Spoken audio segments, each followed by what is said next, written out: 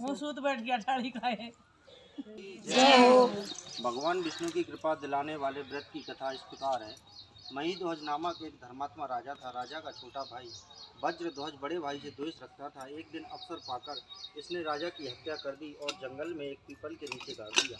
अकाल मृत्यु होने के कारण राजा की आत्मा प्रेत बनकर पीपल पर रहने लगी। मार्ग से गुजरने वाले हर व्यक्ति को आत्मा परेशान करती। एक दिन एक ऋषि यहाँ से गुजर रहे थे।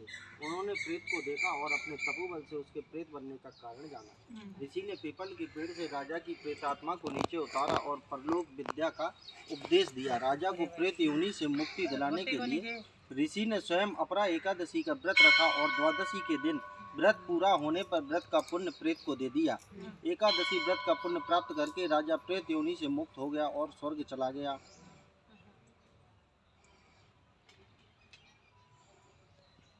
पौराणिक मान्यताओं के अनुसार प्राचीन काल में राजा महीध्वज हुआ करते थे।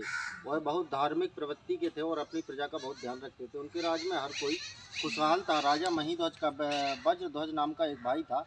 वज्रध्वज बहुत ही दैत्य प्रवृत्ति का था। उसने अपने भाई के धर्म ध्यान पूजा पाठ करने पर आपत्ति थी। वह धर्म में बिल्कुल भी विश्वास नहीं रखता था और हमेशा अधर्मी कृत्य में लीन रहता था। जैसे जैसे समय बीतता गया वज्रध्वज के मन में अपने भाई के राजा महीध्वज के प्रति ईर्ष्या भाव बढ़ने लगा। एक दिन उसने अपने भाई की हत्या करने की योजना बनाई। एकांत पाकर एक रात उसने राजा महीध्वज की बेरहमी से हत्या कर दी और सबको जंगल के पेड़ में नीचे गाड़ दिया।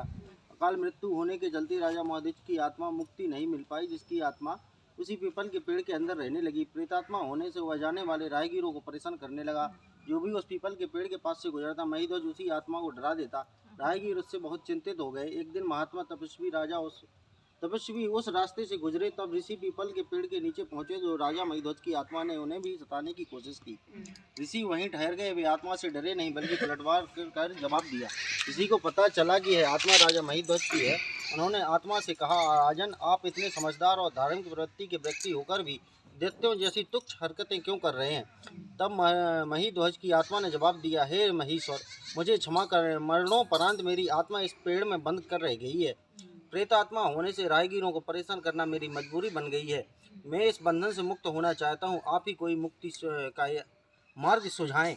इसके बाद ऋषि ने कहा कि वह सीधे उन्हें मुक्ति तो नहीं दिला सकते, लेकिन इसके लिए ईश्वर की आराधना जरूर कर सकते हैं। ऋषि ने राजा महीध्वज की आत्मा को मुक्ति दिलाने के लिए अपरा एकादशी का व्रत रखा और भगवान विष्णु की आराधना की। व्रत के फलस्वरूप आत्मा पीपल के पेड़ से मुक्त हो गई और स्वर्गलोक में चली गई।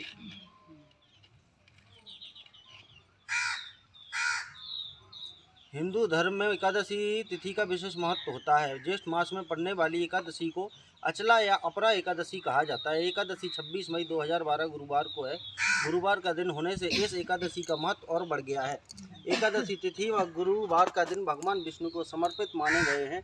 इस शुभ संयोग के साथ इस एकादशी पर कई अन्य अद्भुत संयोग भी बन रहे हैं। ज्योतिषाचार्यों के अनुसार इस एकादशी तिथि पर 12 नक्षत्र और ग्रहों से मिलकर सूर्योदय के साथ 6 शुभ योग बन रहे हैं, जिससे अपरा या अचला एकादशी व्रत का कई गुना शुभ फल मिलेगा। गुरुवार को सूर्योदय के साथ ही सर्वार्थ सिद्धि योग लगेगा। सूर्य व बुध की युति से बुधादित्य योग, गुरु चंद्र मंगल से गज केसरी व महालक्ष्मी योग का निर्माण हो रहा है। इसके साथ ही आयुष्मान और मित्र नाम के योग भी बन रहे हैं। जेठ मास की कृष्ण पक्ष की एकादशी पवित्र नदियों में स्नान का विशेष महत्व है। इस दिन गरीबों व जरूरतमंदों को दान देने की परंपरा है। मान्यता है कि इस दिन मां लक्ष्मी व भगवान विष्णु की पूजा करने से सुख समृद्धि का वास होता है। बोलो भगवान विष्णु की जय हो।